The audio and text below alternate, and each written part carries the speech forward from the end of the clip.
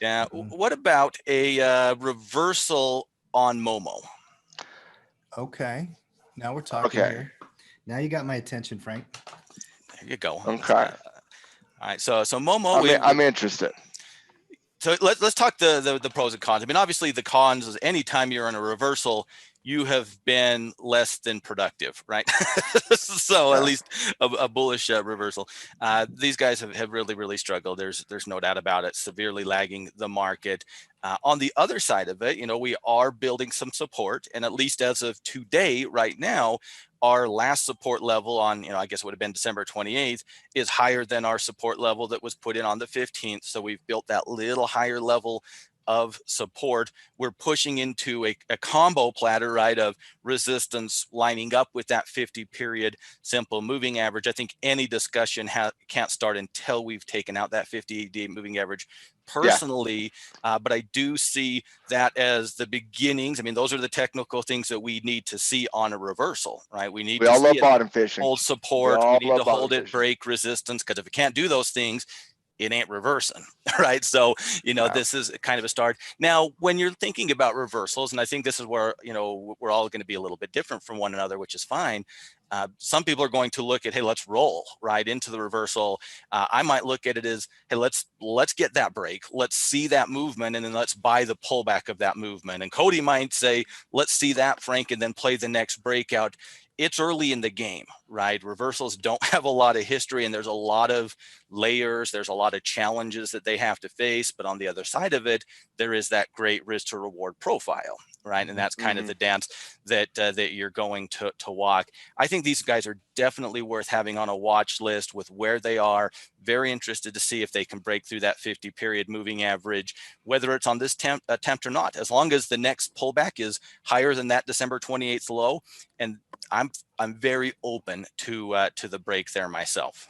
Yeah, I'm looking at Momo here, and I see what you're seeing here, Frankie, especially short term. I think the trade's pretty simple, quite frankly, on the short term. If you're looking at just trying to, scalp next week from a swing trader perspective, you play the break of the 50-day moving average, and you play first target 1540 by secondary target at 16. And the reason I say 1540 is if you'll bring up a weekly chart on a 10-year weekly, you'll see how important, and it would have to be a 10-year weekly chart. Yeah, thank you, Cody.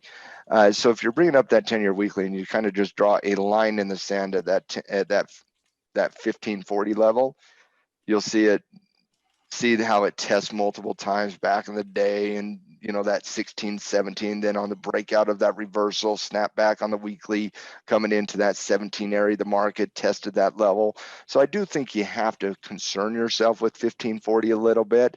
16, if you'll come back down to the daily chart here, Cody, please.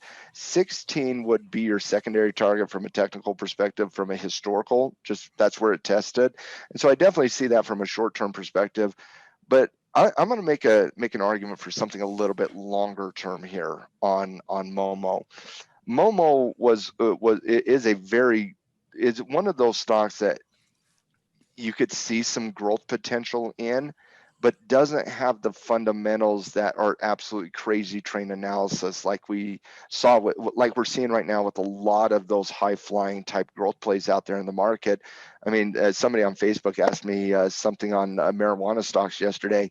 I said, whatever you do in the marijuana space, you're paying absolute premium for. I mean, that's what you're paying for. You're paying absolute premium for that. You're not paying premium for Momo here. We haven't seen the growth in Momo, the potential growth in Momo take hold in 2020 like we did in other areas of the market. In fact, Momo was the only stock to show a list on the Dirty Sexy Money list from last year. It got beat up pretty heavily, down 60% on the year. Where the average stock in the market in DSM actually went up 109%. I love this from a longer term perspective. Again, I do see the swing trade, Frankie, and I would not veto that swing trade because I think you could kind of start swing trading into a position trade here.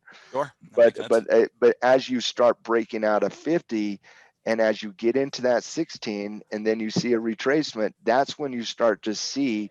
So let me put it like this: if that swing trade is successful, you're starting to see the reversal characteristics you need for the position trade. Right. It's like a ladder, right? It's Yeah, it's is what I'm step, saying. step, step, because it's one Yeah. battle after another, right? And not everybody's going to be on day one. Let's rock, right? So Exactly. And so it's not like you push all the chips. You scale into this a little bit, right? So yep. you say, okay, I take a third of position on the breakout of the 50-day moving average. I have a loose stop because you're looking at more position than swing here. You're just using swing trader techniques to add to the position trade is what you're doing I think to that's it. scale Yeah. in, right? And so you add as you break out of 15, and then you add on that next ladder up, that next support level up after you test 16, right? Mhm. Or whatever the case might be. This is a stock that has potential in 2021, guys. And you know that I said this the other day. There is an old philosophy, dogs of the Dow, right? The Yeah. stocks and I'm not seeing that dogs of the Dow. I'm looking at the dogs of the growth last year.